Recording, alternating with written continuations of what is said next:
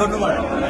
আজকে আপনারা লক্ষ্য করছেন যুক্তরাজ্যের মাটিতে এই গণতন্ত্রের সারা বিশ্বে যে মহামিষ্টি আমাদের পার্লামেন্ট হাউস যুক্তরাজ্য, এই পার্লামেন্ট হাউসের সামনে আজকে যে হাজার হাজার আওয়ামী লীগ ছাত্রলীগের নেতাকর্মীদের কেন্দ্র হচ্ছে এটা বলার অপেক্ষা থাকেন। আপনারা জানেন আমাদের মাতৃভূমি জন্মভূমি বাংলাদেশ আজ ৭১ পরাজিত শক্তি পুরানো সুকুম সংসদে জাতীয় পতাকা আমাদের এই বাংলাদেশের প্রধান। আপনারা লক্ষ্য করছেন গত বছর ছাত্র আন্দোলনের নামে মাননীয় প্রধানমন্ত্রী শেখ হাসিনা এই গণতান্ত্রিক আন্দোলনের প্রতি একাত্মতা ঘোষণা করে ২০১৮ সালে কিন্তু আপনার দাবি মেনে নিয়ে আপনার পরীক্ষা বাতিল করেছিলেন।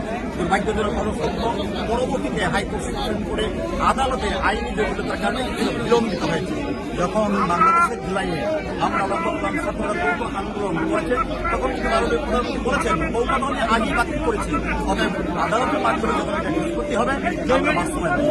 মূলত আসলে কৌটাবিরোধী আন্দোলন না, এই সরকার জাতির তারক শেখ মুজিবের কন্যা শেখ হাসিনার নেতৃত্বে বাংলাদেশের অভাবনীয় একটা উন্নয়ন হয়েছে।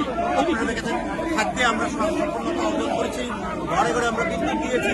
আপনার সন্ত্রাস দুর্নীতি দমন করতে শেখ হাসিনা আপনার জিরো টলারেন্স গ্রহণ করেছেন। আজকে আপনারা দেখেছেন হাতে হাতে মোবাইল, আমরা কিন্তু তথ্য প্রযুক্তি গ্রামে গ্রামে আমরা বিস্তার করেছি। শুধু তাই না, যোগাযোগ ক্ষেত্রে এটা আমূল পরিবর্তন। পদ্মা সেতু, স্বপ্নের পদ্মা সেতু, এটা কিন্তু বাস্তবায়ন হয়েছে। আপনার টানেল বাস্তবায়ন হয়েছে, আপনার এলিভেটেড এক্সপ্রেস বাস্তবায়ন হয়েছে। আর এই যুক্তরাজ্যে এখানে বাঙালিরা বসবাস করে, এর মধ্যে কিন্তু সিলেটের বিভাগের মানুষ বেশি। এই সিলেট বিভাগের সাথে যে সংযোগ ঢাকা সিলেট হাইওয়ে, সেই হাইওয়ে 4 লেন না 8 লেন হিসাবে নির্মাণ হচ্ছে।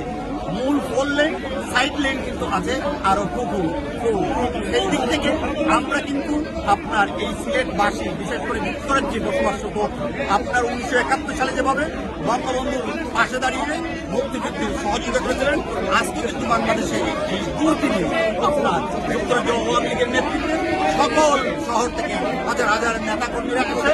আজকে যে March for Bangladesh, rally for Bangladesh, এটা কিন্তু বাংলাদেশের গণতন্ত্র পুনরুদ্ধারের জন্য আজকে এই র্যালি থেকে আমরা প্রতিজ্ঞা করতে চাই, হটাও ইউনুস বাঁচাও দেশ, মাননীয় বঙ্গবন্ধু কন্যা শেখ হাসিনার যে নির্দেশ, এই নির্দেশ আমরা বাস্তবায়ন করতে চাই।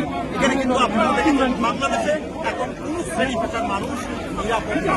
আমরা সেদিনও বলেছিলাম অগণতান্ত্রিক আপনারা দেখেছেন আমরা বলেছিলাম পৃথিবীর মধ্যে কোন নোবেল বিজয়ী ভালো শাসক হতে পারে না। 1 বছরের মধ্যে কিন্তু তা প্রমাণ হয়েছে। এই ইউনুসের নেতৃত্বে গণতন্ত্র যেভাবে হরণ হয়েছে, ঠিক একইভাবে মানুষের জানমাল নিরাপত্তা বিঘ্নিত করেছে। আজকের এই র্যালি থেকে আমরা প্রতিজ্ঞা করতে চাই, যুক্তরাজ্য থেকে যে আন্দোলন শুরু হয়েছে, এই আন্দোলনের মাধ্যমে যে পর্যন্ত ইউনুসকে আমরা না হটাতে পারবো, বাংলাদেশে আওয়ামী লীগকে বাদ দিয়ে আমরা কোনো নির্বাচন করতে দেব না। এটাই হবে আমাদের অঙ্গীকার। সকলকে ধন্যবাদ। জয় বাংলা, জয় বাংলা।